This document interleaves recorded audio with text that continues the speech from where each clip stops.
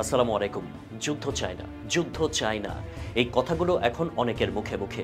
কিন্তু প্রশ্ন হলো, এই যুদ্ধটা আসলে কে চেয়েছে? কাশ্মীরে ২৬ জন নিরীহ মানুষ নিহত হলেন সন্ত্রাসী হামলায়। তদন্তের আগে দায় চাপানো হলো পাকিস্তানের ওপর। তারপর আজ রাতেই হামলা চালানো হলো একটি মসজিদের ওপরে। নিহত ৮ জন সাধারণ মানুষ, তাদের মধ্যে রয়েছে নারী ও শিশু। একটি হাসপাতাল ধ্বংস হলো, আহত হলো আরও অনেকে। এটা কি প্রতিশোধ নাকি উস্কানি? আপনারা বলবেন পাকিস্তান তো যুদ্ধ চায় না। ঠিক, হয়তো চায় না, কিন্তু যুদ্ধ যে চায় না বললেই থেমে থাকে না। প্রতিবেশী যখন আগুন ছুটছে, তখন শুধু শান্তি জোপে আগুন নেভে না।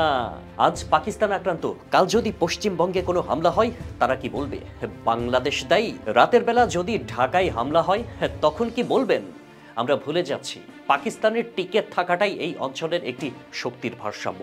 পাকিস্তানের পরমাণু অস্ত্র শুধু তাদের রক্ষা করে না, বরং সেই অস্ত্রই উপমহাদেশে সামরিক আগ্রাসনের লাগাম টেনে ধরে। ইসলামাবাদ পতনের ১ ঘন্টার মধ্যেই ঢাকাও চাপে পড়ে যাবে। আপনারা যে মিডিয়ার প্রশংসা করেন, তারা ইউনুস সাহেবকে মৌলবাদী বলেছে। তারেক রহমানকেও একই কথা বলতে পারে। কাল আপনাকেও হয়তো বলবে সন্ত্রাসী। তাদের কাছে আপনি আমি কেউ না। তাই আজ প্রয়োজন আমাদের প্রস্তুতি, নিজস্ব প্রতিরক্ষা ব্যবস্থা, আকাশ প্রতিরক্ষা প্রযুক্তি, আধুনিক যুদ্ধ বিমান। এই যুদ্ধ পাকিস্তানের ঘাড়ে চাপানো হয়েছে। প্রথম আঘাত এসেছে কোথায় জানেন? মসজিদের উপরে ৯টা মিলিটারি বেস। এই বাস্তবতা থেকে চোখ ফিরিয়ে লাভ নেই। আমাদের দোয়া করা উচিত যেন পাকিস্তান টিকে থাকে।